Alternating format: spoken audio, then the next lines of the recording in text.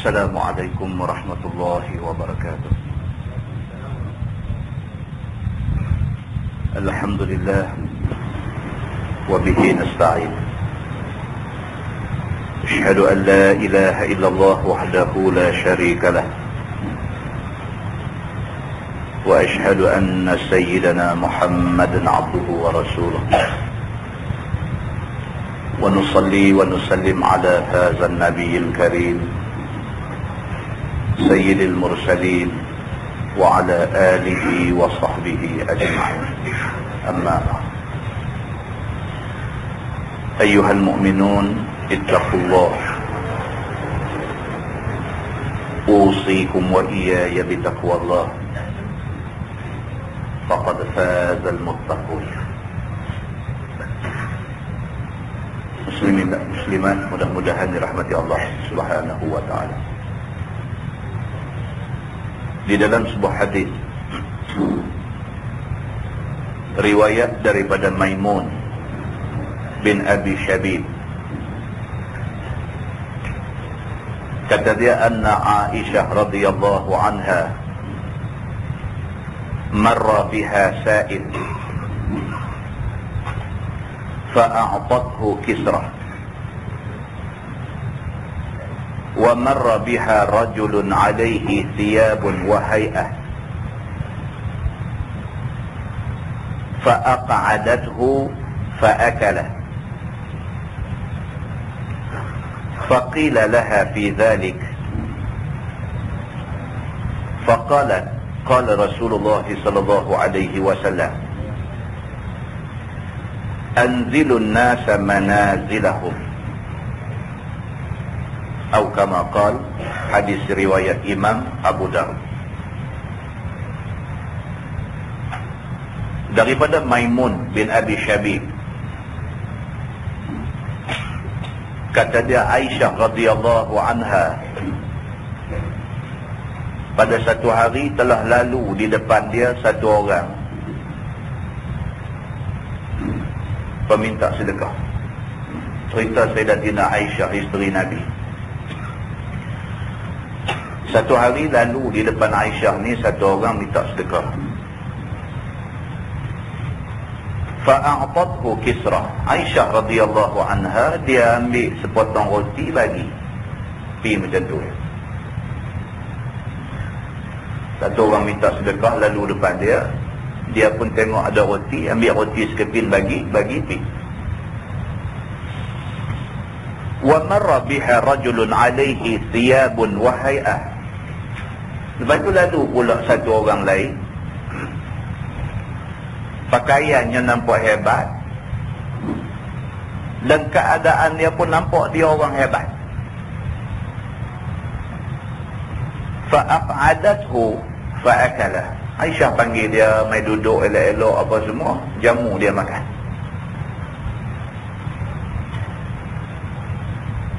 Faqila laha fi dhalik. Maka ada orang tanya Aisyah tentang perbuatan Aisyah tu.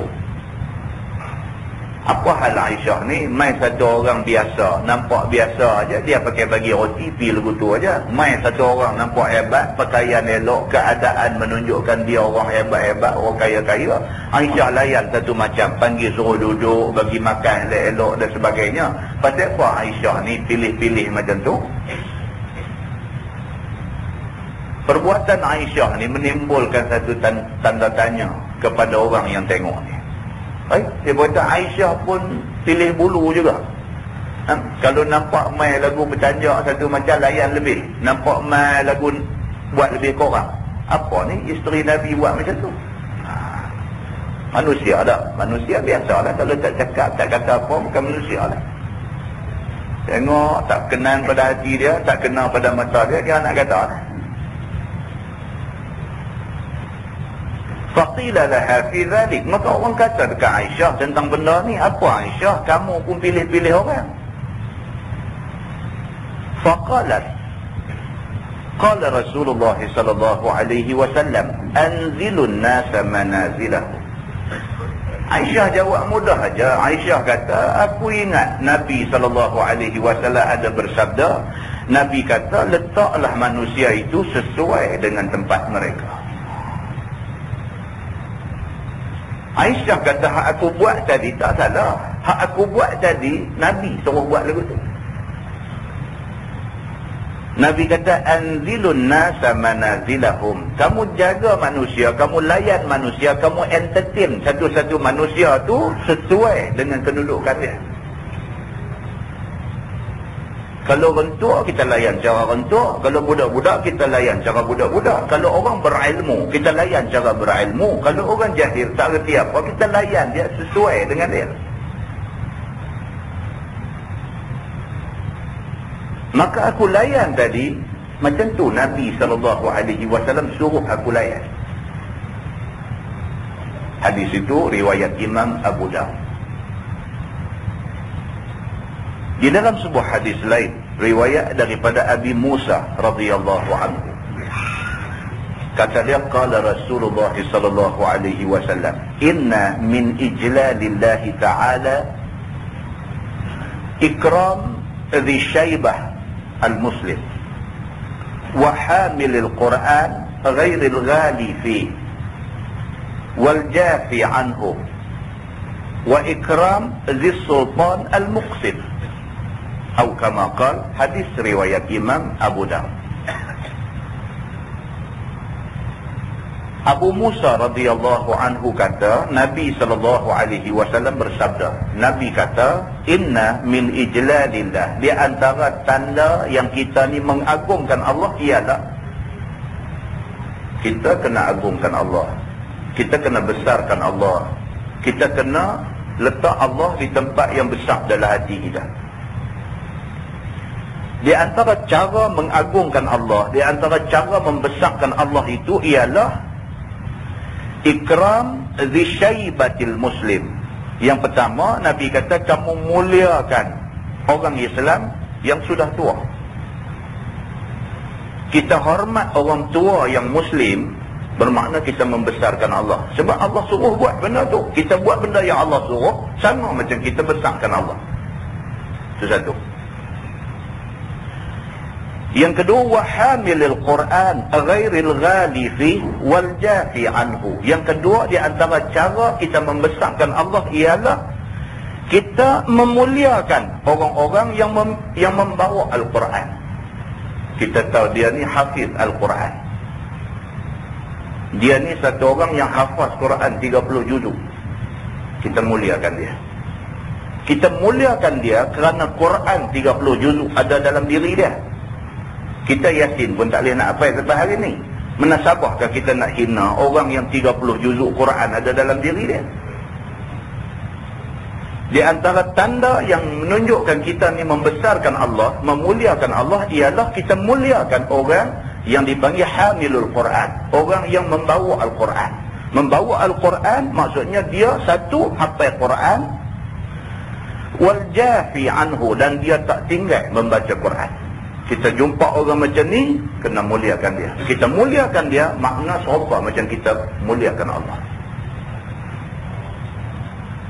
Yang ketiga, Nabi kata, wa ikram zis sultanil muqsid.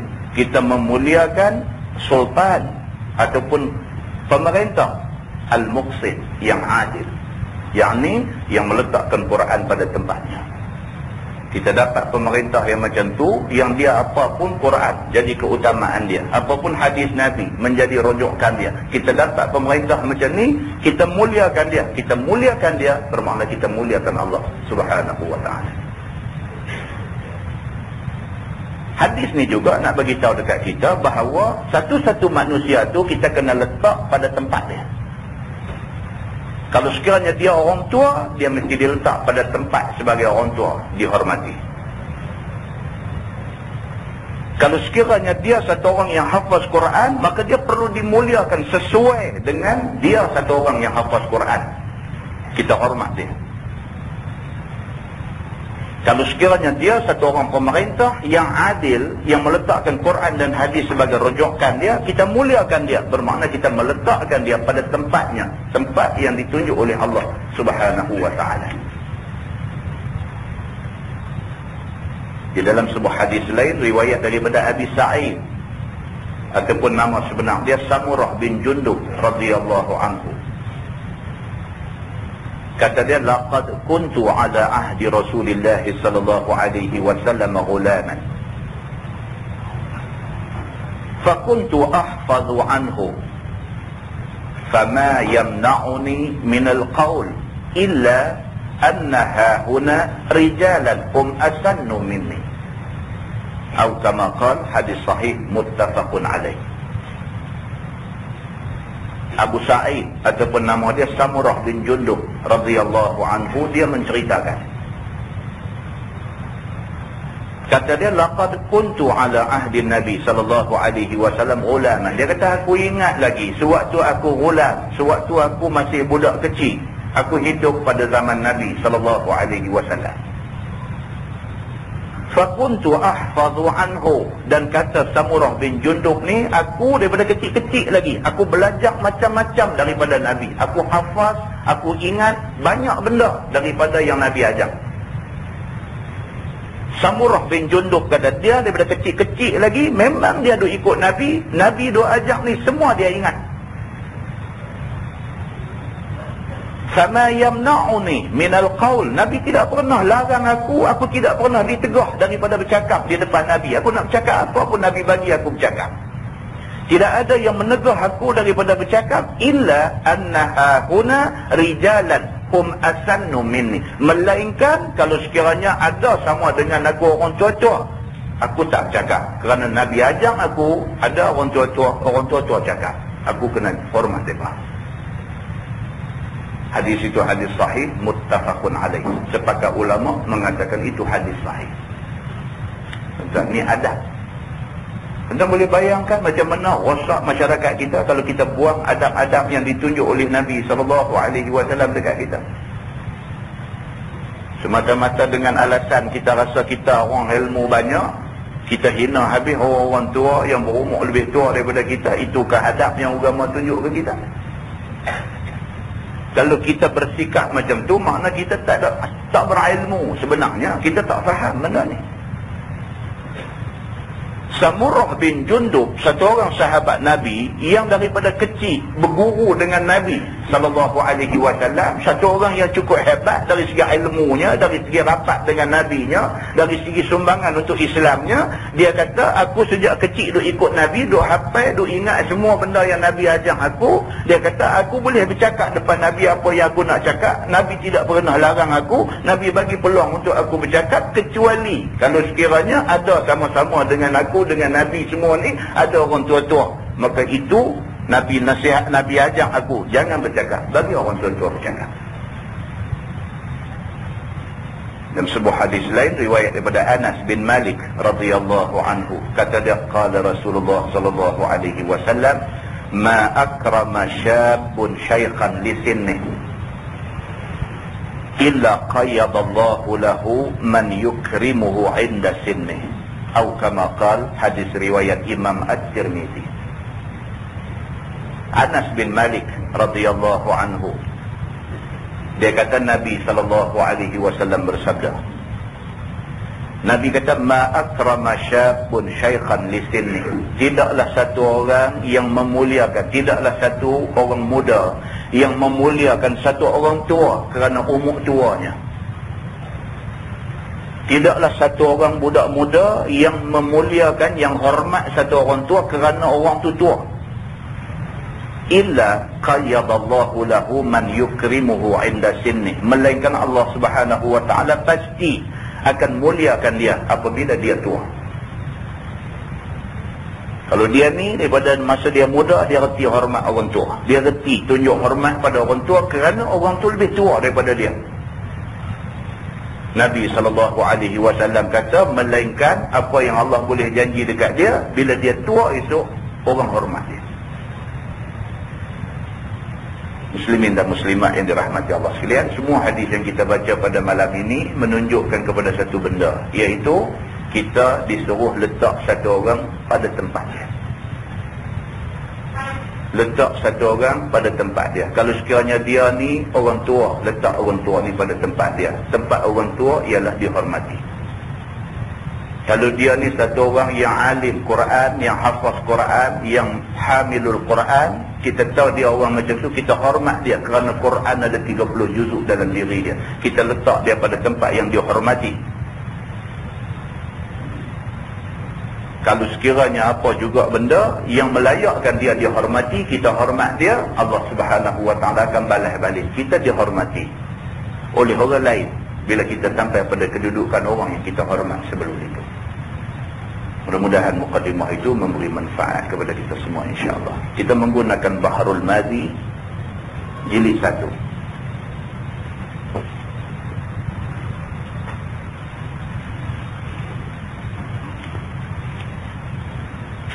Muka surat 212. Muka surat 212. Bab ma jaa idza uqimatis salah wa wajada ahadukumul khala falyabda bil khala. Itu bab yang datang pada menyatakan apabila qamat untuk sembahyang orang dan telah mendapat, yakni telah datang seorang daripada kamu berasa hendak kejamban, maka hendaklah dahulukan kejamban. Ini tajuk malam ni. Kalau sekiranya dah nak semayang dah, orang qamat dah, dia main kena perut tiba-tiba, pergi settle yang tu dulu, pergi selesai yang tu dulu. Kalau pergi duduk betas nak semayang juga pun tak lagi karut, tak boleh khusyuk. Nak khusyuk apa dengan perut duduk bubak-bubak dalam, khusyuk apa? Tu imam, kalau sekiranya dia jadi imam lagi khusyuk. Baru takbir, baru duk baca Fatihah, dia duk main satu macam punya puting beliung dalam perut, nak habis 4 rakaat. Tuan-tuan boleh bayang macam mana dia nak bawa semayang malam tu. Kalau dia imam. Kalau sekiranya dia makmum duduk saf pertama pula, duk berasa dah senak perut, tapi semayang juga. Bila semayang juga, tengok-tengok imam pula pergi duk baca surah was-samai wat-tariqa, punggah dia kata aku. Nak habis was-samai wat-tariq tu berapa minit? Yang kawan senak perut. Itu kan dalam perut ni senak tu satu pasal, duk maki tu imam pula sepasal lagi. Jadi Islam dia bagi tahu mudah saja. Dia kata idza uqimatis salah wa wajada ahadukumul khala falyabda bil khala. Dia kata kalau sekiranya orang dah qamat dah nak semayang, kita tiba-tiba dia main senak perut, dia kata pergi ke jamban dulu, selesai urusan tu dulu, sat lagi main cakap mana dah ikut. Tuan-tuan, kita kalau pergi nak mengadap raja pun, pergi duk buat kelang kabut lagu tu, raja pun nak marah. Ini kan pula Maliki Yaumiddin, raja yang memiliki hari kiamat. Lagi besar, kita mengadap dia dalam keadaan duk buat kalut-kalut, Tuhan tak suka. Ada hal, diselesai hang punya hal dulu, sat lagi main mengadap aku. Ketahuilah saudaraku, ini pula satu hukum bagi orang yang berhajat akan sempurna khusyuk sembahyangnya, iaitu apabila nak sembahyang tiba-tiba berasa nak kejamban, maka hendaklah kejamban dahulu. Senang aja. Islam dia mau buat kerja ni biar sempurna. Bukan kata bab besar pun serupa kan. Quran kata wa atimmul hajja wal umrata lillah. Wa atimmu maksudnya dan sempurnakanlah haji dan umrah kerana Allah. Nak buat haji pun kena sempurna, nak buat umrah pun kena sempurna. Dia tak mau hidup buat kelang kabut ni, tak mau. Buat benda baik, buat bagi elok. Kalau tidak, tak sah. Maka demikian juga hal dengan semayang. Kalau nak buat bagi elok. Kalau ada hal, selesai hal lain dulu. Menurut sebagaimana suruh Nabi SAW dalam hadis riwayat At-Tirmidzi, kata dia an Abdullah ibn al-Arqam radhiyallahu anhu qala uqimatis salah fa akhadha bi yadi rajul faqaddamahu wa kana imama qaumi. Diriwayatkan daripada Abdullah bin al-Arqam radhiyallahu anhu, kata dia telah qamat orang akan semayang, dah qamat dah, Tok Bilal dah qamat dah nak semayang, dan ianya yakni imam tu hendak ke jamban, Tok imam senak perut. Tadi tu elok-elok orang qamat aja, tiba-tiba dia main senang. Kerana datang rasanya pada waktu itu. Tadi duk okey. Elok orang qamat masa tu dia main. Senak perut ni tak boleh cakap, tuan-tuan. Senak perut kan boleh cakap. Bukan boleh sabar. Kita pun tua-tua pun dia main senak ni, cerita dia kena pergi cari tempat yang sesuai. Anak kita duk naik kereta dengan kita, dia abang ayah senak perut, kita boleh nak cokah dia, kata tahan dulu, tak lagi sampai lagi. Janganlah macam tu. Kalau kita orang tua-tua pun tak boleh tahan, bolehkah kita nak paksa budak-budak suruh tahan? Tapi kadang-kadang orang tua-tua ni tua saja, dia tak erti benda-benda lagu ni. Tang dia lain, tang anak lain. Enggak, yang orang duk cerita. Dia duk baca surah abang, duk minum Nescafe. Habis letak cawan di tepi bangku tu. Anak lari-lari, sepak cawan tu. Marah anak ni siap dengan buh penabur lagi. Macam buta ke cawan besar lagu tu tak nampak, pergi duk sepak, salah anak. Satu hari anak pula minum air, tak cawan tepi lagu dia buat tu juga. Dia lalu-lalu tersepak. Siapa kena marah? Anak juga kena. Dia kata nak minum lain kali di dapur lah ni, minum rata tempat ni apa cerita. Salah budak ni juga. Dia buat pun budak tu salah, budak tu buat pun budak tu salah. Itulah kelebihan orang tua. Tapi Islam dia tak mau lagu tu. Islam dia kira mau adil. Bagi tahu hak betul mana, hak salah mana. Kalau kata hak tu betul, budak buat pun betul. Kalau kata hak tu salah, orang tua buat pun salah. Hak betul mana, hak salah mana. Ni Islam. Islam tidak menjatuhkan hukum berdasarkan sentimen. Islam tidak jatuh hukum berdasarkan emosi. Islam tidak jatuh hukum berdasarkan Islam dia jatuh hukum berdasarkan nafs. Nafs kata macam mana, macam tu. Kalau kawan kita buat pun salah, kalau musuh kita buat pun salah. Kalau kawan kita buat pun betul, kalau musuh buat pun betul. Tak boleh kata kalau kawan buat bila pun betul, kalau musuh buat bila pun salah. Itu bukan Islam. Maka Islam dia berdiri di atas hak, kebenaran. Ni dia nak beritahu dekat kita. Bila dia main rasa senang tu, dia kata pergi selesai urusan tu dulu. Maka mengambil ia, yakni memegang ia akan tangan satu orang yang di dalam jemaah yang hendak semayang berjemaah di tempatnya itu, maka dikehendaknya, yakni dijadikannya akan dia imam bagi orang-orang ramai, akan jadi ganti ia. Dia ni imam ni. Dia nak naik jadi imam, orang dah qamat dah nak naik jadi imam, kata dia main rasa senak perut. Bila dia main rasa lagu tu, terus dia pegang tangan satu kawan ada tu, faqaddamahu. Dia tolak kawan tu, hang pergi jadi imam. Aku nak pergi settle satu hal kan. Buat lagu tu. Kerana dia hendak ke jamban itu dulu. Dan adalah dia pada masa itu, ialah imam bagi kaumnya. Walaupun dia satu orang imam, oleh kerana main masalah macam ni, bagi orang lain jadi imam, dia pergi selesaikan urusan senak perut dia dulu.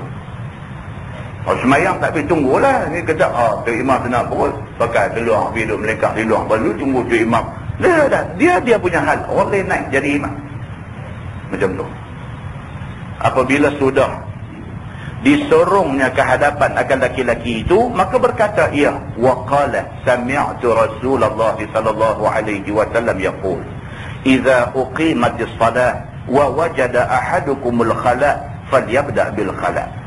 Maka kata dia, telah aku dengar Nabi sallallahu alaihi wasallam bersabda ia, apabila qamat semayang orang dan telah mendapat orang daripada kamu akan mau ke jamban, maka hendaklah kamu ke jamban. Kerana yang demikian itulah menambahkan khusyuk dan khuduk dalam semayang. Dia ni sambil dia pegang tangan kawan ni, dia kata, hang jadi imam, aku senak perut. Pasal apa? Pasal aku pernah dengar Nabi SAW ada kata, Nabi kata apabila sudah diqamatkan semayang, tiba-tiba satu orang berasa nak pergi ke jamban, maka dia kena pergi ke jamban dulu. Tak boleh duga-duga semayang juga. Dia kata begitu.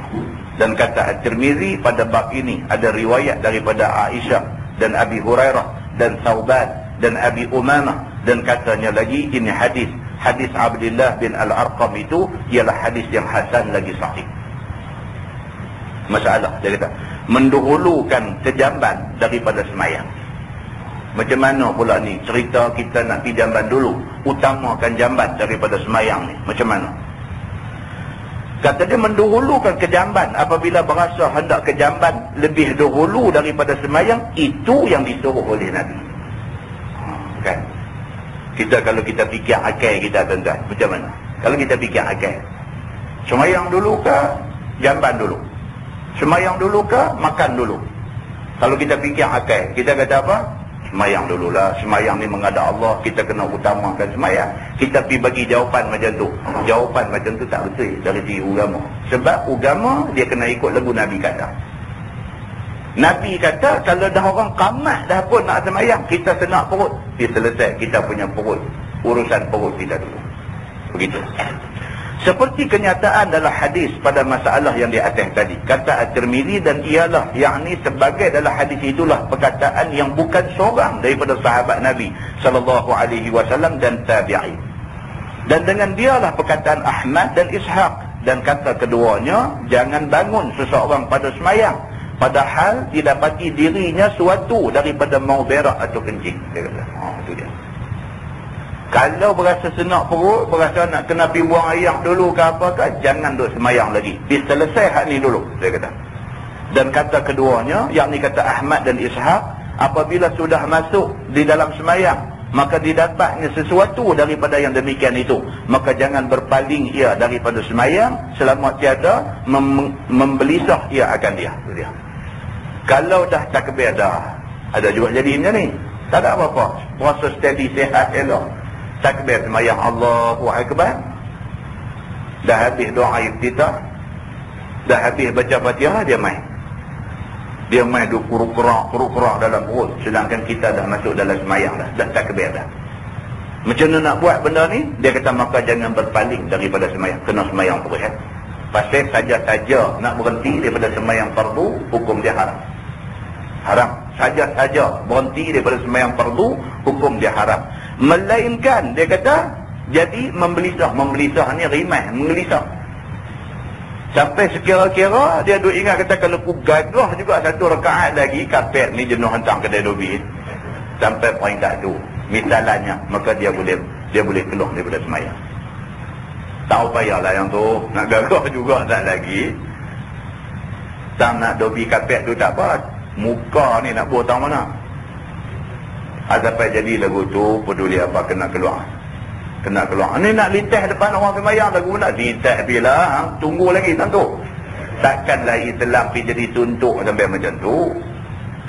Hukum larangan lintas depan orang sembahyang ni, hukum itu dalam keadaan biasa. Saja-saja hidup lintas itu haram. Tapi kalau sekiranya dia main macam ni, dia senak ni, kira jangan bagi 5 second lagi keluar. Dia sampai peringkat tu. Sebelum benda tu keluar, hampir keluar dulu.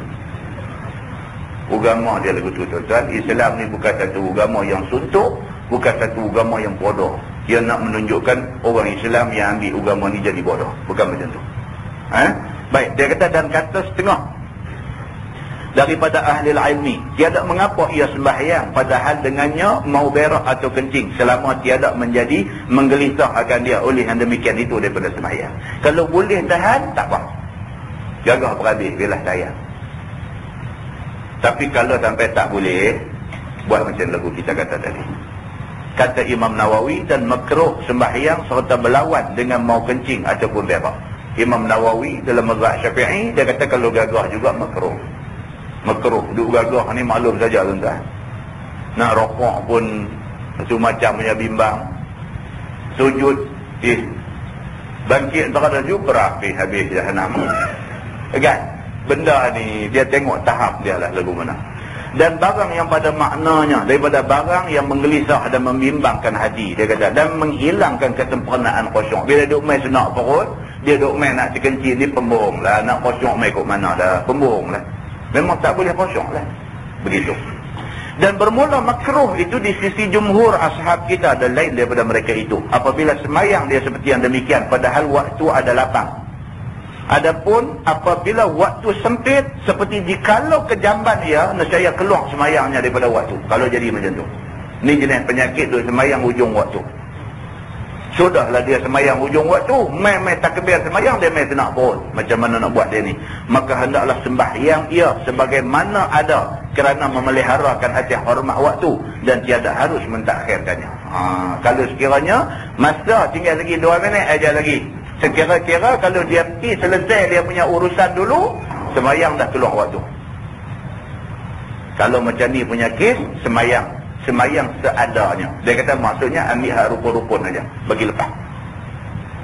Takbir Allahu Akbar, Bismillahirrahmanirrahim, Alhamdulillahirabbil alamin, Fatihah saja. Waladdallin, amin, Allahu Akbar, rafa', Sami'allahu liman hamidah, ambil hak rukun-rukun saja. Assalamualaikum warahmatullahi. Belah kanan tengok-tengok dia dah dengar dah. Kiri pun tak ada lagi dah. Tuan-tuan, dia bila main tenang perut, bila main nak buang air ni, lagi duduk jauh dengan jamban boleh tahan, dia lagi dekat lagi tak boleh tahan. Dia memang pattern dia macam tu. Lagi duduk main dekat, lagi tak boleh tahan. Maka dia kata awal-awal kita jaga, jangan sampai semayang di akhir waktu. Sebab benda ni boleh merosakkan ibadat kita. Masalah menahan kencing dan berak dan lapang, menghilangkan khusyuk dalam semayang. Ni dia nak bincang tentang apa? Kita kalau sekiranya nak kencing pergi semayang, tak boleh khusyuk. Nak terberak pergi semayang dulu, tak boleh khusyuk. Lapang sangat semayang pun tak boleh khusyuk. Dia kata Ibnul Arabi telah muafakah sekalian umat Muhammad atas bahawasanya orang yang semayang itu sayogia bahawa masuk dia dalam semayang ada hadir hatinya dengan segala yang dipersembahkan kepada Allah dan dengan yang dikerjakannya. Kita kalau nak semayang, biar dalam keadaan kita betul-betul bersedia untuk semayang. Biar kita nak masuk semayang ni hadir hati. Maksudnya masa duduk semayang tu hati kita duduk ada dalam semayang. Kita tak mau kita duduk semayang hati duduk ada di jamban. Kita tak mau kita duduk semayang hati duduk ada di Penang. Kita tak mau kita duduk semayang hati duduk ada rumah mak menakan kita. Tak mau. Kita semayang hati mau duduk ada dalam semayang tu. Khusyuk dia kata. Ini yang dikatakan ibadat dia kata. Yang ni dia kata biarlah khusyuk dan tetap anggotanya. Jangan seperti mana orang yang menggelisah dan tiada mendiam ke segala anggotanya. Duduk semayang ni tak lagi tengok lagu kapit belah kanan, lagi tengok lagu kapit belah kiri, ada hal. Itu tak boleh dia kata. Seperti mana mata menjeling ke kanan, ke kiri, ke atas, ke bawah. Itu di antara orang yang semayang hati tak hadir dalam semayang. Semayang mata lagu duduk menyelinap, pergi sampai tepi-tepi masjid, duduk tengok. Tapi semayang.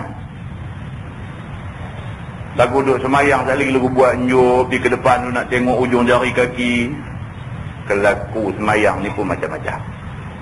Kan? Semayang, lagu duduk kalih tangan tengok jam pula. Satu pattern juga yang tu pun. Semayang, lepas tu lagu duduk tarik hidung bagi mancung pun ada. Ini semua karut lah. Ini semua dia kata perbuatan yang membawa faham, kata dia ni hati tak hadir dalam semayang. Hati duduk pergi merata. Tak mau semayang macam tu. Dia kata dan seperti tangan ataupun kaki ataupun bau, dia kata bergerak-gerak dan sebagainya. Gatal merata masa semayang. Lagu duduk pegang saya tarik lagu tu. Lagu tak balik tangan. Lagu sakit. Lagu ni punya duduk tarik telinga. Lagi lagu tak balik tangan. Lagu urut siku balik ni pula. Dia kata ni semua ni, dia kata bergerak-gerak dan sebagainya. Ini menunjukkan hati dia tidak hadir di dalam sembahyang. Dia kata macam tu. Maka tidak sempurna bagi seseorang akan hadir hatinya, melainkan membuangkan segala mania dan melempakkan segala yang bergantung fikir dan ingat kepada dia. Itu dia. Masa sembahyang tu, apa pun mau keluar daripada kita, kita kira kita duduk sembahyang menghadap Allah. Semua mau keluar. Ni cerita apa, nak teringat rumah ni apa, nak teringat nak pergi kedai beli barang tu.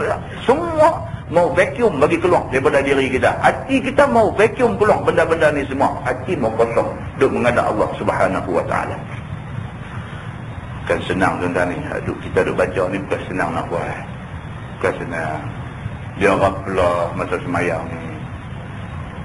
Takbir saja Allahu Akbar. Teringat esok pagi-pagi nak pergi tamu. Teringat dah. Oh, kata yang duk cari handphone tak jumpa saja rupanya atau dah duduk tamu. Masa semayang. Ini masalah dia. Seperti jika berasa hendak ke jamban, maka ke jambanlah dahulu. Ataupun berasa lapang, maka makan lebih dulu atau sebagainya. Kerana berasa hendak ke jamban dan berasa lapang itu tiada mau muafakah ia dengan khusyuk dan khudu' di dalam semayang. Dia kata. Bila duk mai lapang, bila duk mai sakit perut ni, dia tidak khusyuk dan tidak khudu' di dalam semayang. Bahkan ialah yang menggelisahkan dan yang mengelirukan fikiran. Melainkan kalau berasa sikit-sikit mau kejamban ataupun sikit-sikit lapang, maka tiadalah ia memudaratkan. Kalau sikit-sikit itu biasa. Kalau sampai kacau kita, selesai yang tu dulu. Kata Ibnul Arabi, maka jika adalah seseorang itu berasa mau kejamban aman, maka sembahyang ia, nescaya mengulang ia akan sembahyang itu. Ada satu pendapat pula di kalangan ulama fiqh ni, iaitu Ibnul Arabi, Imam Ibnul Arabi, dia kata kalau sekiranya duk main senak perut, sembahyang dulu lah kata. Kadang-kadang orang ni dia nak taruh ayat sembahyang. Dia sembahyang maghrib. Lepas sembahyang maghrib nak tunggu sembahyang isya. Dia malas dah nak pergi ambil ayat sembahyang lagi sekali. Jadi sayang ayat sembahyang punya pasal. Senak perut pun tahan ni lah, hati Aisyah tak lagi lah perut. Kalau sekiranya dia bersikap macam tu, kata Imam Ibnul Arabi, dia semayang juga, semayang tu tak pakai. Tak lagi dia kena semayang lain. Kata pendapat Imam Ibnul Arabi. Dan ada pun pada mazhab Syafi'i, macam nak kata tadi lah, semayang dia sah tetapi makruh. Begitu. Bab baru, kata dia bab ma ja'a fil wudu' minal mawta'. Iaitu bab yang datang pada menyatakan basuh daripada tempat pijak. Bab yang datang pada menyatakan basuh. Wudu dalam perkataan tu tadi tidak bermaksud ayat sembahyang, tapi maksud dia basuh. Wudu dari segi lughah, dari segi bahasanya maksud basuh. Bab ma jaa fil wudu' minal mawta', iaitu bab yang datang pada menyatakan basuh daripada tempat pijak. Maksudnya kalau orang perempuan misalnya dia pakai kain labuh, baju kurung dia labuh, dia pakai jubah labuh. Jubah tu bila berjalan duk meleret, kena tanah, kena yang hujan duk cakung atas jalan apa-apa semua. Bila nak pergi semayang sekali lagi, nak kena basuh dulu dah kain hak duk berjela heret kuat atas tanah tu. Nak kena basuh dulu dah. Itu maksud tajuk ni. Ketahuilah saudaraku, adalah dikehendaki dengan wuduk di sini ialah wuduk pada lughah, yakni membasuh kotak daripada mauti, dia kata. Itu maksud dia. Yakni daripada tempat pijak dengan kaki dan seumpamanya. Seperti satu orang menempuhi jalan kotak. Satu orang berjalan mesti hujan. Jalan dengan lecah, dengan air duk cakung lopak sana sini dan sebagainya, dia duk berjalan. Dia menempuhi jalan kotong. Adakah dibasuh kakinya dan sembahyang ia ataupun tidak berhajat kepada basuh? Dia nak main masjid, mesti hujan. Kain hak dia pakai tu duk meleret, kena air, lecah, apa, lopak, apa tepi jalan semua. Bila dah sampai masjid nak sembahyang, kain tu kena basuh dulu, kan? Itu maksud dia. Dan seperti berkasut, ataupun contoh orang yang pakai kasut, maka dipijaknya dua kasut itu akan najis misalnya. Adakah boleh kasut tu dibawa semayang? Ini dalam kisah orang semayang pakai khuf. Kasut yang dia ada syarat-syarat dia lah, khuf ni. Bolehkah kasut bila pijak macam-macam tu pakai semayang kasut tu? Ataupun seperti perempuan yang menghela kain tutup badannya sampai melayah meleret, menyapu tanah ekornya sepanjang-panjang jalan dan kena kotak-kotak. Adakah dibasuh kerana hendak semayang? Ataupun orang perempuan pakai kain labuh? Bila kain tu duk heret kena kotak-kotak, adakah kena basuh dulu sebelum buat pakai semayang? Maka pada mazhab Syafi'i, semuanya itu apabila kena najis, wajib basuh kata dia. Dalam mazhab Syafi'i senang aja. Kalau kita yakin kena tu kena najis, kena basuh. Kalau kita yakin tak kena najis, cuma air hujan aja, air hujan bukan najis, maka tak ada apa-apa lah. Tak basuh, tidak salah. Tapi kalau kita yakin kata air ada kena tadi tu, air tu ada najis dalam tu, maka kena basuh tempat yang kena air tu. Dan telah dikeluarkan oleh Imam At-Tirmizi hadis sebagaimana suruh Nabi SAW. Demikian hadisnya. An Ummi Walad li Abdirrahman bin Auf qalat, qultu li Ummi Salamah, inni imra'atun utilu zaili wa amshi fil makanil qadir. Diriwayatkan daripada ibu kepada anak bagi Abdurrahman bin Auf. Kata dia, kata aku bagi Ummi Salamah, yakni isteri Nabi SAW. Ummi Salamah ni salah seorang daripada isteri Nabi. Nabi ada 11 isteri. Ummi Salamah salah seorang daripada isteri Nabi. iaitu Ummu Salamah, bahawasanya aku satu orang perempuan yang menjela, yakni menghulung panjang, meleret di atas tanah akan kain aku. Dia ni kata. Dia kata aku ni hang pun tahu, aku jenis kalau pakai kain jenis labuh meleret sikit. Dia kata. Yakni kain selimut semua badan perempuan Arab pada waktu berjalan supaya jangan nampak tumit dan kakinya. Orang perempuan Arab dululah, Arab lah kira-kira. Lompat menari ya dah ni. Arab dulu dia jaga. Dah pakai baju tu selapis dah, dia ambil pula lagi satu kain apa ni, kain lagu nak selimut, tak selimut ni dia sepokok dia atas kepala, daripada ujung kepala sampai badan dia, kain tu dia agak meleret sikit. Dia tutup semua badan dia. Ini. Maka bagaimana hukum apabila kena kotor kain yang aku bawa pakai labuh tu? Padahalnya aku berjalan pada tempat yang kotor, tidakkah dibasuh akan dia? Faqala qala Rasulullah sallallahu alaihi wasallam yutahhiruhu ma ba'dah. Maka kata Ummu Salamah bagi menjawab pertanyaan itu, telah bersabda Nabi sallallahu alaihi wasallam, menyuci seseorang akan dia akan barang yang kemudiannya, yakni basuh ujung yang melayah meleret ke tanah itu sahaja dan tiada lazim basuh semua. Maka jawab Ummu Salamah, isteri Nabi ni, dia kata kalau kita pakai kain labuh meleret, kena air-air lecah yang kita rasa macam ada najis di dalam dia, maka hendaklah basuh. Basuh tempat yang kena tu saja, tak payah duduk londeh basuh satu kain. Basuh tempat yang kena tu saja. Maka kata At-Tirmizi, dan pada bab ini ada datang satu riwayat daripada Abdullah bin Mas'ud radhiyallahu anhu. Kata dia, kunna ma'an Nabi sallallahu alaihi wasallam la natawadda'u minal mawtah. Adalah kami sama-sama berjalan serta Nabi sallallahu alaihi wasallam, maka tiadalah kami basuh daripada tempat pijak kami. Ada pula riwayat kata sebahagian sahabat jalan dengan Nabi, kaki daripada randu air lecah dan sebagainya, bila nak semayang mereka tak basuh kaki, pakai terus semayang dengan kaki yang kena air lecah tadi saja. Ada kata macam tu. Baik, masalah dia kata menempuh tempat kotor, basuhkah kaki dan ekor yang melayang tu? Lah ni ceritanya kena basuh ke tak kena basuh? Hadis tak mula tadi kata suruh basuh, basuh kawasan hak kena tu saja.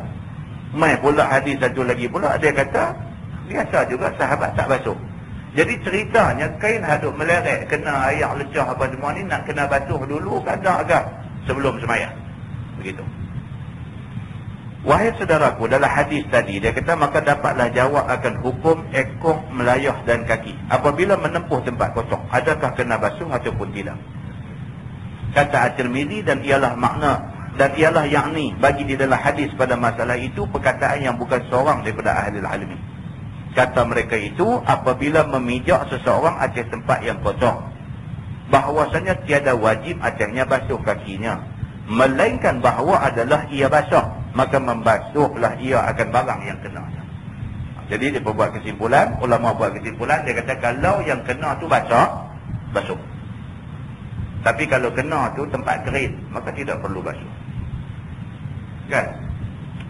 Kita duduk jalan, buat dia jalan kering, tak ada air lecah apa tak ada. Tapi meleret sikit, seluar kita tu meleret sikit duduk kena tanah. Tapi tak ada basah apa. Cuma meleret duduk kena tanah yang kering. Kalau kes macam tu, dia kata tidak payah basuh. Tapi kalau hak meleret tu kena tempat basah, lecah dan sebagainya, maka itu dikehendaki basuh dulu. Begitu. Kata Imam Syafi'i di dalam Al-Um pada bab Al-Mani. Dan bermula dua kasut itu seperti kain juga. Maka apabila sembahyang seseorang padanya dan telah mengenai akan dia oleh najis yang basah, padahalnya tiada dibasuhnya, nescaya mengulang dia akan sembahyangnya. Ada setengah ulama pula dia rigid, dia keras sikit. Dia kata apa? Kok mana pun kena basuh. Kalau tak basuh, dia kata di sembahyang kena ulang sembahyang. Sembahyang tadi tak mahu, dia kata dikira tak sah. Maka apabila mengenai akan dia oleh najis yang kering yang tiada basah padanya, maka hendaklah kikih akan dia hingga bersih dan hilang najis daripadanya, bolehlah ia sembahyang padanya. Kalau sekiranya kena najis yang kering, maka dia kata kalau najis ni dia punya kaedah yang tu aja. Jangan ada bau, jangan ada warna, jangan ada rasa. Kalau sekiranya kena najis kering, bau pun tak ada, apa pun tak ada, kikir-kikir buang, hilang, warna pun tak ada, bau pun tak ada, apa pun tak ada, boleh pakai sembahyang. Macam tu. Bab dia kata ma jaa fit tayammum. Bab yang datang pada hadis yang menyatakan tentang tayammum. Tayammum ni pun penting tu. Tentang tayammum ni saja pun macam-macam perbahasan di kalangan ulama. Mula kita nak kena fahamlah dalam Quran. Dalam ayat 43 surah An-Nisa, Tuhan sebut tentang masalah tayammum. Firman Allah, a'udzubillahi minasyaitonir rajim, wa in kuntum marda aw ala safarin aw jaa ahadun minkum minal ghaid aw lamastumun nisa falam tajidu ma'an fatayammamu sa'idan tayyiban famsahu biwujuhikum wa aydikum innallaha kana 'afuwan ghafura. Itu ayat yang menjadi nas tentang perintah tayammum. Maksud dia Tuhan kata wa in kuntum marda, kalau sekiranya kamu sakit,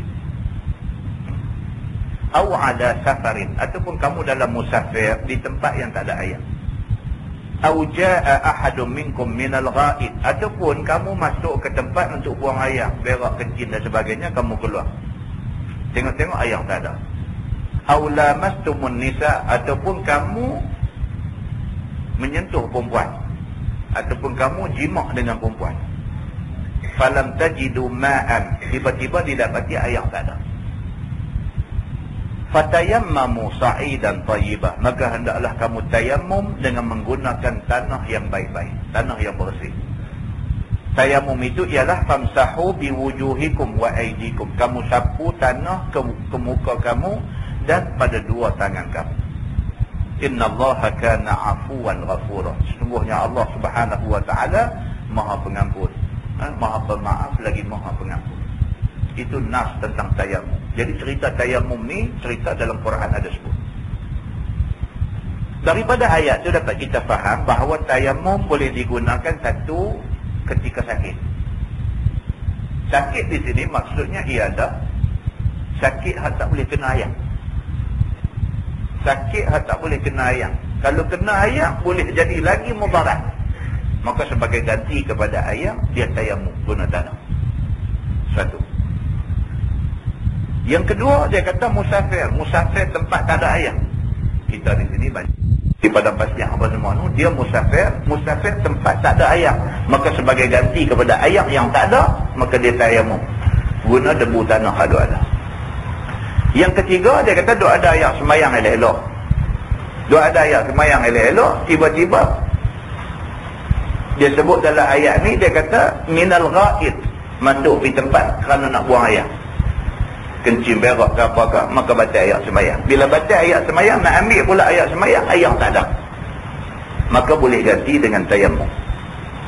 Ataupun yang keempat, dia kata kerana sentuh perempuan. Yang ni tafsiran yang dibuat oleh Imam Syafi'i. Imam Syafi'i ayat tadi, dia kata famsahu ayat tadi dia kata aw lamastumun nisa, ataupun lamastumun nisa. Imam Syafi'i kata lamastum maksudnya sentuh. Sentuh batal. Tapi mazhab lain, mazhab Hambali, mazhab apa, dia kata lamastum maksud dia bukan sentuh, maksud dia jima' baru batal. Sentuh tidak ada nafsu, tidak ada syahwat, tidak batal. Itu beza pendapat di antara Imam Syafi'i dengan mazhab lain. Bila berlaku benda-benda macam ni, ayat semayang sudah tak ada. Bila ayat semayang tak ada, macam mana nak buat? Nak ambil ayat semayang lain. Nak ambil ayat semayang lain, ayat tak ada. Macam mana nak buat? Ganti dia tayammum, dia kata. Zaman Nabi berlaku satu kes, riwayat daripada Jabir bin Abdullah. Kata Imam Jabir, dia kata kami musafir. Dalam musafir, tiba-tiba salah seorang daripada sahabat Nabi ni kepala sudah luka kena batu. Ini cerita berlaku pada zaman Nabi, sekumpulan sahabat Nabi musafir. Dalam musafir tu ada satu orang sudah kena batu, luka kepala dia. Sudahlah kepala luka, kena ni kena kawasan muka, luka. Sudahlah pipi jadi luka macam tu. Tidur malam tu pula mimpi gambar bagus ni. Nak jadi kepada salah seorang sahabat Nabi ni. Maka bila dia bangkit tidur, esok nak semayang subuh dengan luka ada di sini yang sekira-kira kalau sekiranya kena air, nak mandi wajib lah. Pasal dia mimpi ni. Kalau sekiranya dia nak mandi wajib, kena air boleh memudaratkan dia kerana luka tu serius. Bila dia bangkit pagi esok nak sembahyang subuh, dia dalam keadaan nak kena mandi janabah, kena mandi junub, maka dia tanya sahabat-sahabat lain. Dia kata, apa pendapat kamu? Dia kata, aku luka teruk. Kalau sekiranya aku mandi, dia kata benda ni boleh bawa mudarat dekat aku. Boleh tak boleh? Dia kata, aku bertayamum saja sebagai ganti kepada mandi. Mandi wajib. Sahabat-sahabat dia tanya ni semua pakai jawab kata, oh tak boleh. Mandi wajib.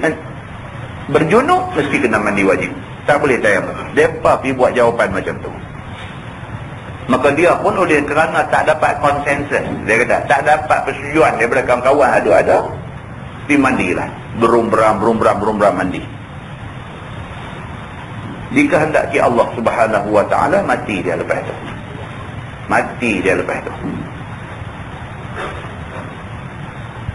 Yang ni sahabat saya mati seorang. Bukan sultanah lah. Sahabat. Ustaz di Kubur Panjang. Umur saya tua tak tua lagi lah, muda pun bukan muda dah, tapi umur kita ni bayar ngaji universiti sekali. Sakit dada di klinik, doktor kata angin, bagi ubat cara angin punya. Balik makan kodok sakit lagi, tak boleh. Ajak pak menakan seorang dengan isteri keluar piala stang di klinik besar sikit. Si doktor tu pun dua agak kata apa angin apakah, bagi ubat cara tu juga. Daripada klinik nak balik rumah dia, Kubur Panjang, dia attack kali kedua. Jantung, bukan angin, jantung. Dia attack kali kedua, tengah duduk jaga bah. Awak tengok dah tak sedang diri dah, koma terus. Lepas pun U-turn pergi hospital. Sampai sana confirm, kata kena serangan jantung, kena attack. Terus masuk ICCU. Terus masuk. Telefon bagi tahu dekat Pak Mentua dia di Kubur Panjang, abang kata menantu ni sebenarnya sakit jantung, lah ni dia bertahan dalam ICCU. Mentua ni pula dengar terkejut. Pasal apa? Dia anak perempuan seorang saya. Anak perempuan seorang ni dia bagi kahwin dengan sahabat saya ni. Jadi menantu ni lah anak juga, tak ada anak dah. Dengar menantu kena ni, dia pun terkejut. Kalut nak kena pergi tengok di hospital, dekat terbang, dia pun meninggal. Pak Mentua meninggal kemarin. Bila meninggal, beritahu pula ke isteri di hospital tu, bapa pula dah kata tu, kalut nak meja dah, jatuh meninggal. Isteri pun dengar jatuh, ditimpa tangga, dengar macam tu, tak apalah, lelaki pun duduk dalam ICU, dia pun lari mai. Nak mai tengoklah bapa yang meninggal ni, balik mai duduk tolong kelola, suami mati di hospital pula. Nampak? Kalau kita rasa Allah test kita teruk, ada lagi orang Tuhan test lagi teruk. Dia boleh bagi bertimpa-timpa macam tu. Dah kena lagi. Tahap ujian kepada satu manusia dengan satu manusia lain tak sama. Kita yang dengar benda ni, selain daripada takziah, kita doa kepada Allah, Allah bagi kekuatan kepada orang yang ditimpa musibah itu. Itu saja. Tak boleh cakap tentang lah ni, tak boleh cakap. Sebab doktor jantung ni kata, dia kata kalau kena attack jantung ni, sakit dada ni, dia bagi masa dalam 40-45 minit je. Kita mesti dapat treatment, mesti dapat rawatan jantung. Pasal apa? Pasal sakit jantung, dia attack sekali, dia ada second attack. Selang antara first attack dengan second attack lebih kurang paling lama 45 minit. Dia akan main attack yang kedua. Kalau sekiranya dalam tempoh 45 minit tu kita dan pergi ambil treatment sakit jantung, insya-Allah dengan izin Allah penyakit itu tidak serius. Mati ni Tuhan punya benda. Tapi berdasarkan ilmu perubatan, dia beritahu macam tu. Kisah sahabat kita baca dalam hadis tadi ni, luka. Sudah luka, tidur malam mimpi pula. Mimpi yang menghendaki dia mandi. Jadi bila bangun pagi ni macam mana nak buat ni? Dia kata aku ni kira-kira nak kena mandi, tapi kalau aku mandi ni luka ni macam mana? Serius luka ni. Sahabat-sahabat lain kata kami tak tahu cerita dia, hang kena mandi. Pasal ini kes hadas besar. Dia pun dah semua orang kata lagu tu, dia pergi mandi. Tak lama selepas dia mandi, meninggal dunia.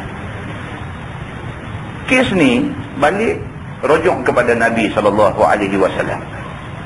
Bila bagi tahu dekat Nabi apa yang jadi tadi ni, Nabi kata dekat sahabat-sahabat ni semua, Nabi kata hampa bunuh dia. Nabi kata hampa dah bunuh dia. Nabi kata ubat bagi orang yang tak tahu ialah bertanya. Nabi kata. Hadis ni ada di dalam, tuan-tuan boleh rujuk di dalam kitab Tafsir Ayatul Ahkam yang ditulis oleh Syekh Muhammad Ali As-Sabuni. Dia bawa main hadis ni. Nabi kata ubat orang yang tak tahu ialah bertanya. Tak boleh buat pandai-pandai. Kita pandai-pandai biduk abang lugu tu, lugu ni, wahai jawapan kita tu tak betul. Macam yang agama punya mau. Kita punya jawapan menyebabkan orang lain jadi susah. Muslimin dan muslimat yang dirahmati Allah sekalian. Jadi maksud yang dia nak cerita, dia adalah hadis riwayat daripada Jabir bin Abdullah ni. Dia nak cerita kata apa? Dia kata ada beberapa pengecualian yang orang ni tak boleh dengan air sensitif, maka sebagai gantinya ialah tayamum. Di antaranya ialah kes sakit yang macam ni. Sakit yang doktor kata tak boleh kena air, maka tak boleh kena air. Quran kata fas'alu ahla zikri in kuntum la ta'lamun. Tanyalah orang yang tahu kalau sekiranya kamu tak tahu. Muslimin dan muslimat yang dirahmati Allah sekalian. Jadi itu sepintas lalu tentang tayamum. Cuba kita baca. Dia kata ketahuilah saudaraku, makna tayamum bagi sembahyang itu ialah menyapu debu ke muka dan tangan dengan beberapa syarat yang tertentu. Yang kata tayamum itu ialah guna debu tanah yang bersih, sapu muka dan sapu tangan. Maka pekerjaan tayamum itu bukanlah pekerjaan reka-reka ataupun bid'ah. Tayamum ni bukan satu benda reka, bukan satu benda bid'ah. Quran sebut tentang tayamum dan hadis Nabi menjelaskan tentang cara tayamum. Begitu. Bahkan ada sabit ia dengan Quran dan dengan hadis dan dengan ijma' al-ummah. Sepakat ulama semua mengatakan tayamum ni ada. Begitu. Dan inilah daripada satu perkara yang ditentukan oleh Allah Subhanahu wa taala bagi umat Muhammad. Zadahallahu syarfah. Di antara benda yang ditentukan oleh Allah Subhanahu wa taala kepada umat Nabi Muhammad dengan tujuan supaya Allah nak menambahkan kemuliaan umat Nabi Muhammad sallallahu alaihi wasallam. Maka telah ijma' ummah atas bahawasanya tayamum itu tiada ada ia melainkan pada muka dan dua tangan. Tayamum muka dengan tangan. Piduk tayamum dengan kaki-kaki sekali ni karut. Ada juga kawan piduk tayamum macam tu. Dia pergi hantam lagu macam mana yang semayang, macam itulah tayamum.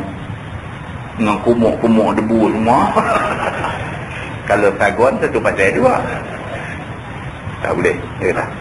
Maka sama ada tayamum itu daripada hadas kecil ataupun hadas besar. Sama ada kita tayamum kerana kita tak ada ayat semayang, maka sebagai ganti ayat semayang kita tayamum, ataupun kita tayamum kerana kita berhadas besar, macam kisah sahabat tadi ni. Sebagai ganti dia tayamum. Tayamum muka dengan tangan juga walaupun dia hadas besar. Kita cerita bulan lepas ada yang pistan masuk dalam debu, semacamnya duk rolling dalam debu tu. Dia tu ingat sebagai ganti kepada mandi wajib tayamum dengan cara rolling dalam debu. Itu pun satu pendapat yang tak betul. Tetapi ijtihad itu Nabi kata dapat satu pahala. Begitu. Dan sama ada tayamum itu dari sebab anggota sekaliannya ataupun setengahnya. Dia kata tayamum itu juga dia kata mungkin dengan sebab sebahagian anggota kita. Sebahagian anggota kita tak boleh kena ayat semayang. Ataupun semua anggota misalnya. Maka demikianlah ia suruh Nabi SAW sebagai yang diriwayatkan oleh hadis yang dikeluarkan oleh Imam At-Tirmidzi.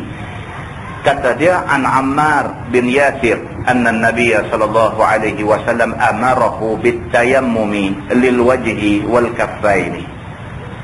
Diriwayatkan daripada Ammar bin Yasir bahwasanya Nabi SAW menyuruh dia dengan tayamum bagi muka dan dua tangannya.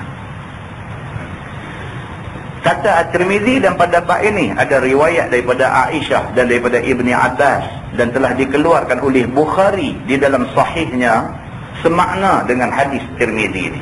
Yang ni cukup kuat. Bab tayamum ni Quran pun sebut, hadis pula, hadis sahih yang diriwayatkan oleh Bukhari sebut tentang tayamum ni. Dan juga telah dikeluarkan oleh Imam Muslim di dalam sahihnya dengan cukup panjang dan memuaskan hati. Nak baca, dia kata buka dalam sahih Muslim, lagi panjang hadis cerita tentang tayamum dia ada di sana. Demikian bunyinya. Dia kata diriwayatkan daripada Abdurrahman bin Abzi bahawasanya datang seorang laki-laki kepada Sayyidina Umar. Maka kata laki-laki itu, "Ya Umar, bahawasanya aku junub.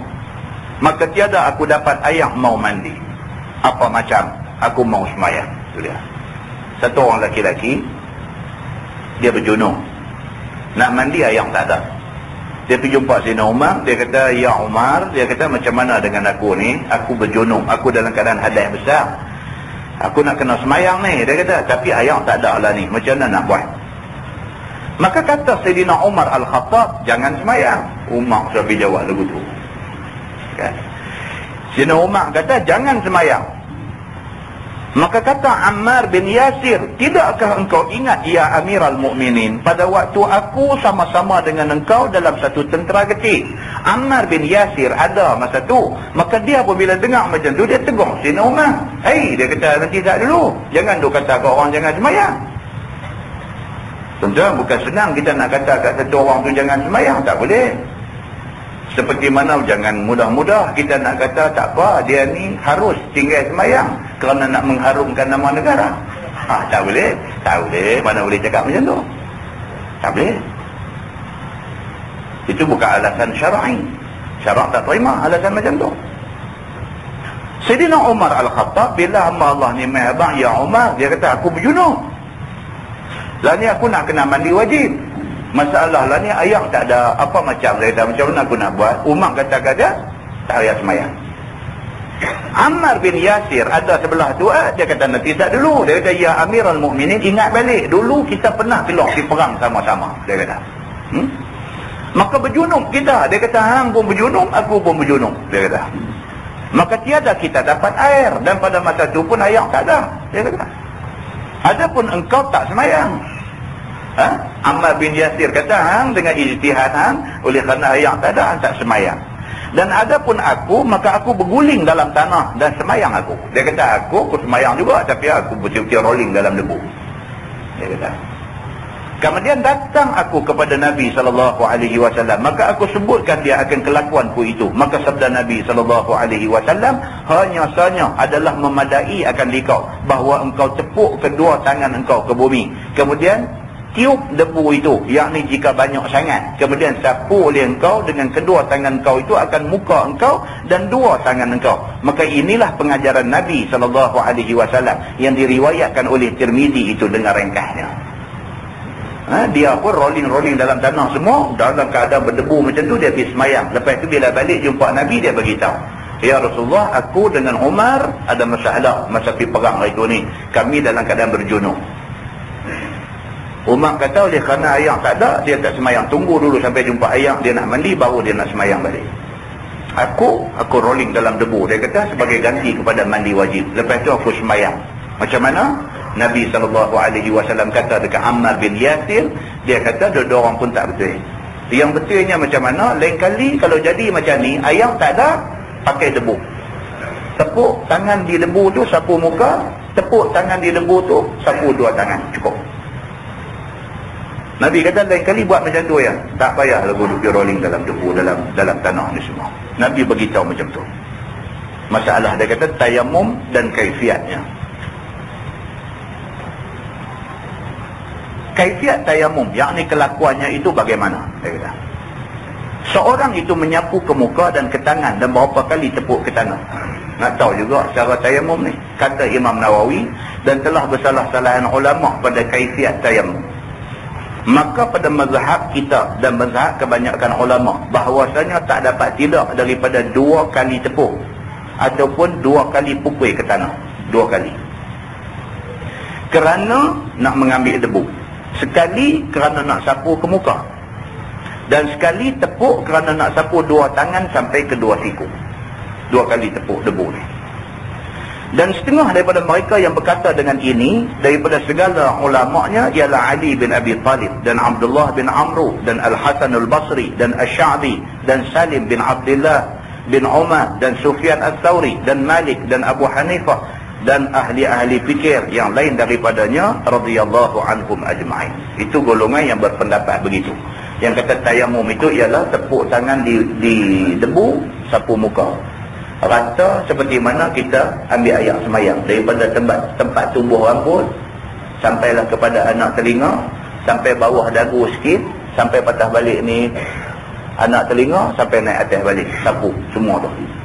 Lepas tu tangan, mula dengan tangan kanan, tarik mai, lepas pada siku patah balik naik ke atas, berhenti di pergelangan tangan. Kemudian hak ni mai balik ke bawah ni, pi sampai balik ni, patah balik mai sampai di sini, jumpa macam tu. Itu mengikut yang ditunjuk oleh Imam Asy-Syafi'i. Imam Ahmad bin Hanbal, dia kata macam lain. Imam Ahmad bin Hanbal dan juga Imam Malik, Imam Maliki, dia kata tayamum tu muka dan dua tangan, yang ni daripada ujung jari sampai pergelangan tangan saja, tak sampai siku. Ini tayamum di dalam mazhab Hanbali dan mazhab Maliki. Mazhab Syafi'i dan mazhab Hanafi macam yang kita sebut tadi, sampai ke siku. Ada juga satu mazhab lagi, dia pergi hantar sampai ke tiang. Ada. Dia nanti cerita kat kita mazhab apa yang buat macam tu. Begitu.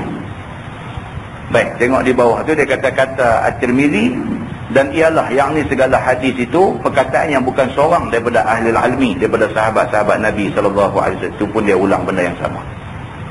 Tuan-tuan tengok bawah dia lagi. Dan sesungguhnya ada satu hadis lagi, iaitu an Ammar annahu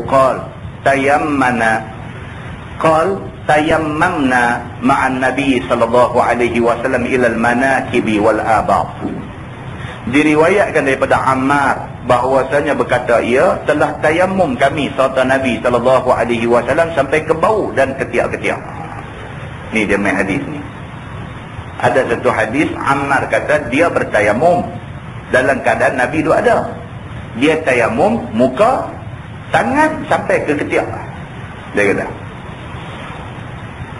Kata Ishaq bin Ibrahim, bermula hadis Ammar pada tayamum bagi muka dan dua tapak tangan itu ialah hadis yang hasan lagi sahih. Hadis yang kita baca tadi, kata muka dengan tangan sampai pergelangan tangan, itu adalah hadis yang sahih. Dan hadis Ammar juga yang mengatakan tayamum kami serta Nabi SAW sampai ke bau dan sampai ke ketiak itu tiada ia berlawanan bagi hadis muka dan dua tangan.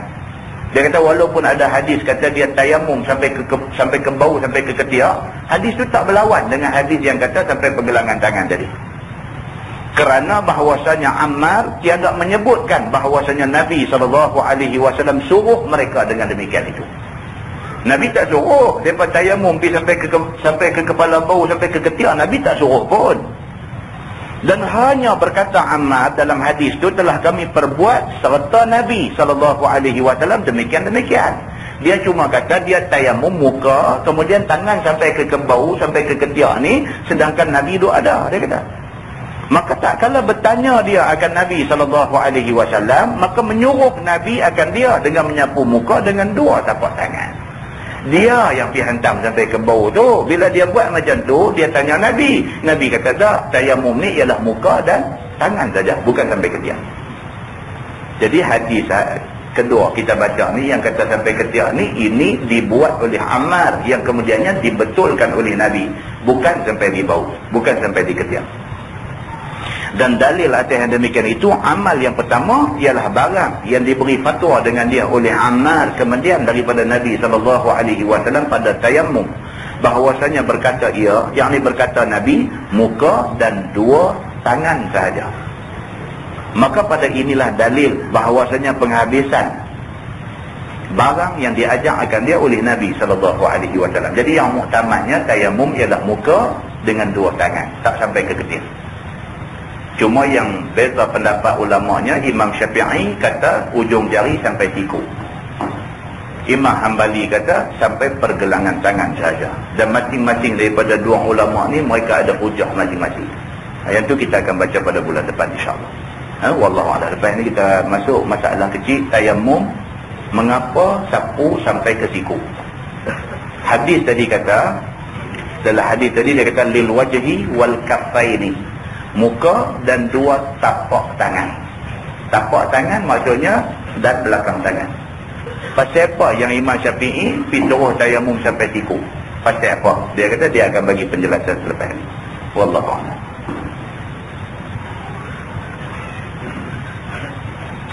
Semusu ada nak beli tanah di sebelah ni, sebelah pagar masjid ni, masjid Padang Semusu nak beli.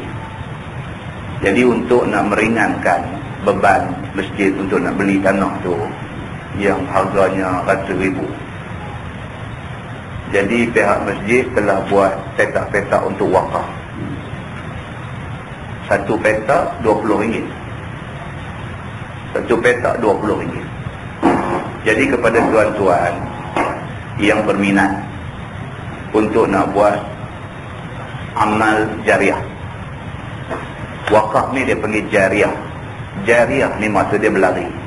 Jara, yajri, berlari. Jariah maksudnya dia duduk berlari, duduk mengalir.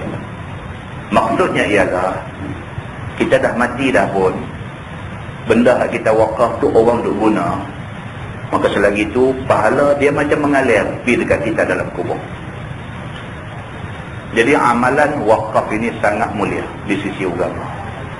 Jadi kepada tuan-tuan yang rasa nak menambah amal jariah, tuan-tuan boleh berhubung dengan mana-mana jawatankuasa masjid ataupun pegawai masjid untuk nak wakaf. Berapa yang tuan-tuan rasa tuan-tuan nak wakaf. Tak boleh banyak, kita ambil satu pun cukup. Boleh banyak, banyak lebih baik. Kita sebagai anak, kita boleh wakaf untuk mak, untuk ayah, boleh. Sebab anak memang mempunyai hak untuk nak menyumbang pahala kepada mak bapa. Kan, jadi untuk kita buat, untuk isteri kita buat, untuk anak-anak kita kalau boleh kita buat pergi sekali, untuk mak bapa kita buat pergi sekali. Sekali-sekala tuan-tuan, benda-benda yang macam ni kalau kita buat tak ada ruginya. Tak ada ruginya. Sebab dia adalah amal jariah. Jadi kepada diri saya dan kepada tuan-tuan semua, kita sumbanglah seorang sikit untuk masjid ni nak ambil tapak lebih luas di sebelah ni. Kalau masjid tak ambil, esok mai apa kan ambil, kan kita pun tak boleh tengok. Macam di Penang, Masjid Jelutuk, Masjid Jami' Jelutuk di Pulau Pinang. Masjid tu tapak tak besar mana lah, sejorai kecil aja. Kembang tu ada satu tapak pun kecil saja. Penang, maklumlah tanah di Penang. Pihak masjid tak mampu lah nak beli, sampai buka-buka harga pun sampai milion-milion. Tak mampu nak beli, tak sampai tangan. Cina ambil, nak buat hotel sebelah tu. Tuan-tuan tahu lah, dalam tu saat lagi dengan macam-macam dia nanti bawa masuk dengan apa, duduk sebelah masjid. Tuan-tuan boleh bayang macam mana jadi tak eloknya. Kan? Jadi benda ni tuan-tuan, orang Islam kalau seorang sikit boleh tolong, dia tak jadilah benda tak elok di kemudian hari. Kan? Jadi lagi sekali, saya pesan pada diri saya, pada tuan-tuan semua, kita cubalah. Dekat mana kita boleh, kita cuba untuk menyumbang yang sumbangan ini membuat kebaikan kepada kita juga di masa depan insya-Allah. Nah, wallahu a'lam. Yang baik itu daripada Allah, yang tak baik itu silap saya. Kita tangguh dengan tasbih kafarah dan suratul As.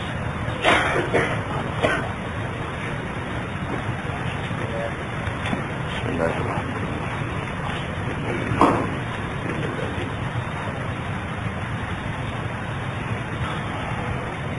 اللهم صل على محمد في الأولين والآخرين وسلم رضي الله تبارك وتعالى عن سادتنا أصحاب سيدنا رسول الله أجمعين. بسم الله الرحمن الرحيم. الحمد لله رب العالمين حمدا يوافي نعمه ويكافئ مزيدا يا ربنا لك الحمد كما ينبغي لجلال وجهك الكريم وعظيم سلطانك. رضينا بالله ربا وبالإسلام دينا وبمحمد نبيا ورسولا. اللهم افتح علينا فتوح العارفين وارزقنا فهم النبيين بجاه خاتم المرسلين. اللهم فقهنا في الدين وعلمنا التأويل واهدنا صراطك المستقيم. اللهم أرنا الحق حقا وارزقنا اتباعه وأرنا الباطل باطلا وارزقنا اجتنابه. اللهم اجعل جمعنا جمعا مرحوما وتفرقنا من بعده تفرقا معصوما. وصلى الله على محمد وعلى آله وصحبه وسلم والحمد لله رب العالمين. السلام عليكم.